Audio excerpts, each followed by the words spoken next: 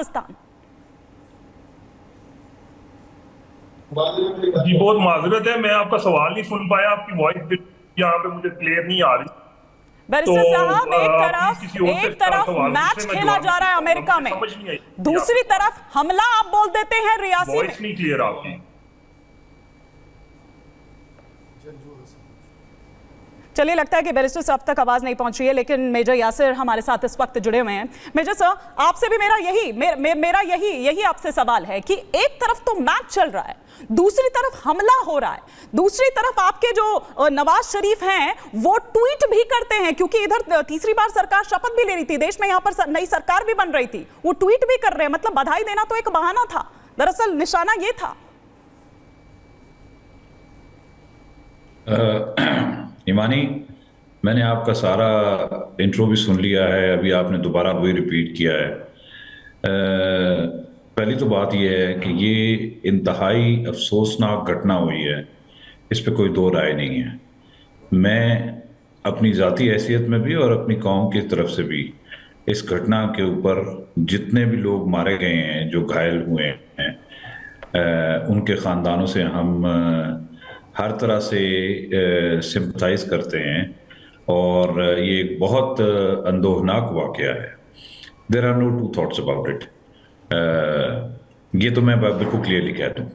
लेकिन सवाल ये है कि आपने, मैं आपकी इन्वेस्टिगेटिव जर्नलिज्म की दाद देता हूँ कि आपने विद इन 24 आवर्स, अब तो 48 आवर्स हो रहे हैं, लेकिन लेस देन 24 आवर्स क्या, with in moments of the incident आपने ये अज्यूम कर लिया कि ये पाकिस्तानियों ने कराया है। ये जिसने भी कराया है बहुत गलत किया है उसने। अच्छा, हम उसकी पूरी तरह से जो है वो मजम्मत करते हैं, लेकिन ये एज्यूम कर लेना क्योंकि आपकी पाकिस्तान के साथ देरीना दुश्मनी है तो हर चीज का मुद्दा पाकिस्तान पे डाल देना, ये आपकी पुरानी आदत है। अच्छा। सो मच सो कि आपको बड़ी अच्छी तरह याद होगा।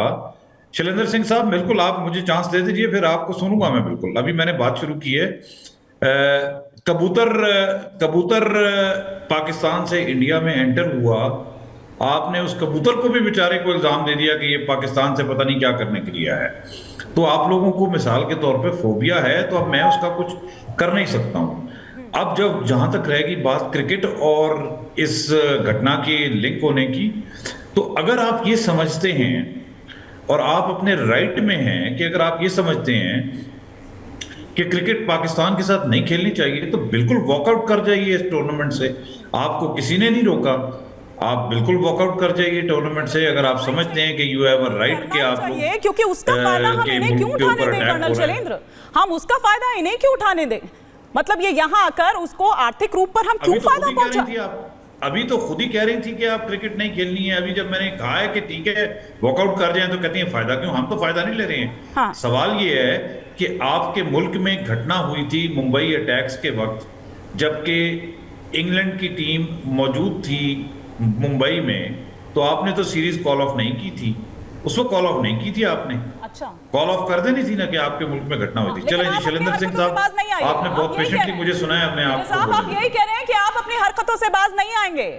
यहाँ ये कॉल ऑफ कर दिया जाए, वॉकआउट कर दिया जाए, लेकिन आप अपनी हरकतों से, आप अपने दोगलेपन से बाज नहीं आएंगे।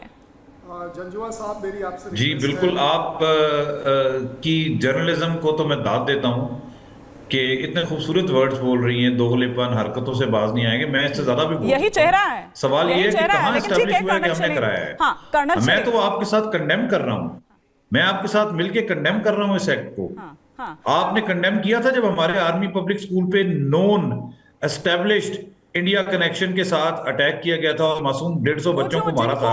आपने कंडेम किया, आज आप जिनको आप पालते पोषते हैं वो आप ही को डस रहे हैं। आप वापस वो आप ही को डस रहे हैं, पहले उनको आप हटाइए। जो सब जानते हैं सर, वो जो आर्मी पब्लिक स्कूल की बात आप कर रहे हैं, वो किसने किया था अटैक? वो किसने किया था? ये स्टेटमेंट आपकी रियासी हो गया, उरी हो गया, पुलवामा हो गया। ये पहली बार तो नहीं है, ये पहली बार तो नहीं है। ये यहाँ ये पहली बार नहीं है।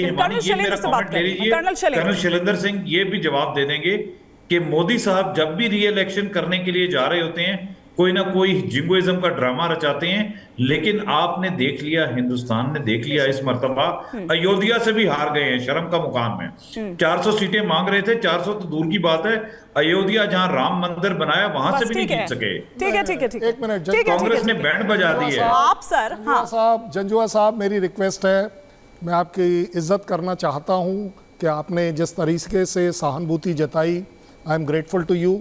और मैं हमेशा आपको एज अ फौजी अफसर देखता हूं, एज अ पाकिस्तानी नहीं देखता हूं, क्योंकि फौजी अफसर अपने आप में किसी की साइड नहीं लेता है। और उसी वजह से आज मैं आपके सामने आपको बोल रहा हूं, अगर आपको ऐसा लगता है हर चीज़ के पीछे पाकिस्तान नहीं है, तो मुझे बता दीजिए कि आपके पार्लियामेंट में कैसे बोला जा सकता है कि इंडियन पार्लियामेंट अटैक हमने कराया था। बिल्कुल, ये मैंने नहीं कहा है। देखिए, मैं कहीं पर भी ब्लेम गेम नहीं चला रहा हूं। You are a fair man, be a fair जज, मैं ये कह रहा हूं। चलिए कोई बात नहीं, हो सकता है गलती से एक पॉलिटिशियन बोल गया। आपके मुशर्रफ साहब ने कहा हफीज से हमारे पर्सनल ताल्लुकात हैं और हम उनके साथ इस जिहाद को इंडिया में चला रहे हैं, ये भी मैंने नहीं कहा, ये आपके यहाँ से आवाज़ उठी है। इमरान खान ने क्या कहा, चलो उसको भी छोड़ दीजिए, क्योंकि हिस्टोरिकली हम ना जाएं। अब आप लेटेस्ट देखिए, नवाज शरीफ ने क्या कहा कि 99 का समझौता हमने तोड़ा है, हमने गलत किया है। देखिए, ये सारी चीज़ें कनेक्ट कहाँ कर रही हैं?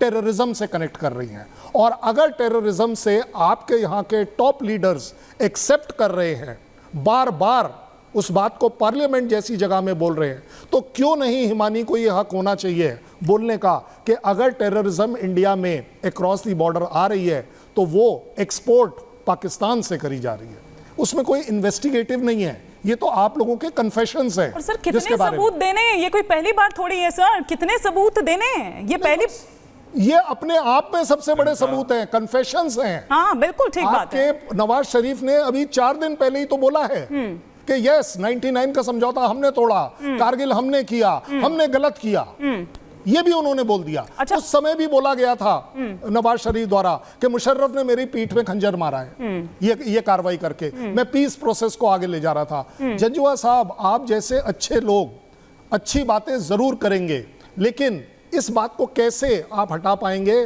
कि आप ही के यहाँ, आप ही की आर्मी से, आप ही के x general, ex prime minister इस तरह की बात कर रहे हैं, और वो भी पार्लियामेंट जैसी जगह में। मैं एक बार त्रिपाठी जी को लाना चाहूंगी चर्चा में। त्रिपाठी जी, क्या ये देखें कि थोड़ी सी इनको राहत क्या मिली, क्योंकि वो हमने देखा कि किस तरह से बिल्कुल भुखमरी की और किस तरह के हालात पाकिस्तान में हैं, वो सब उससे वाकिफ हैं। लेकिन चुनाव अब चूंकि खत्म हो गए हैं, इमरान को भी मैनेज कर लिया गया है जिस तरह से इमरान से मैनेज हो गया है यहाँ पर। तीसरी बात यह कि चीन ने वो कर्ज देकर मदद कर दी है। FATF की जो एक तलवार लटक रही थी वो भी अब कुछ यहाँ पर दिखाई नहीं दे रही है। तो अब थोड़ी सी राहत अगर जहां उनको लगी तो वहीं फिर अपनी हरकत उसी पर आ गए, मतलब वही दिखा दिया कि भैया हम क्या हैं, और इसीलिए अब शिफ्ट हो गए यहाँ पर और यहाँ घाटी में डिस्टर्बेंस क्रिएट करने की कोशिश हो रही है। देखिए, मेजर हुमायूं जो ये कह रहे थे कि कुछ भी होता है आपके यहाँ तो अब तुरंत पाकिस्तान पे ब्लेम गेम डाल देते हैं। मैं ये कहता हूँ आप इतिहास में जाइए, तवारीख में जाइए और देखिए, जैसा कर्नल शैलेंद्र ने बताया कि कितनी बार ये साबित हुआ है।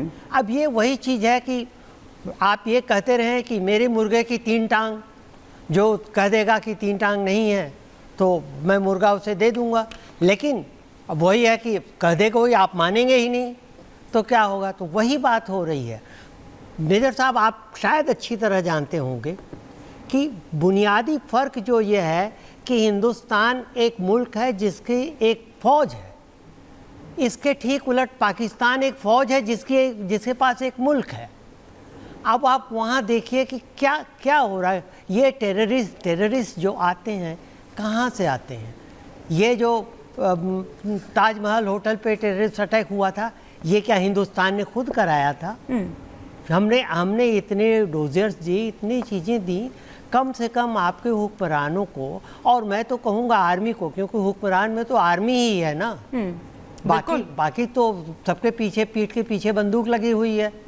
तो मैं ये गुजारिश करूँगा कि आप जैसे कुछ लोग जो आगे आए वो ये कहें कि भाई हमारे मुल्क को कम से कम कायदे से चलने दो और दूसरे मुल्कों के उसमें आप टांग ना अड़ाइए।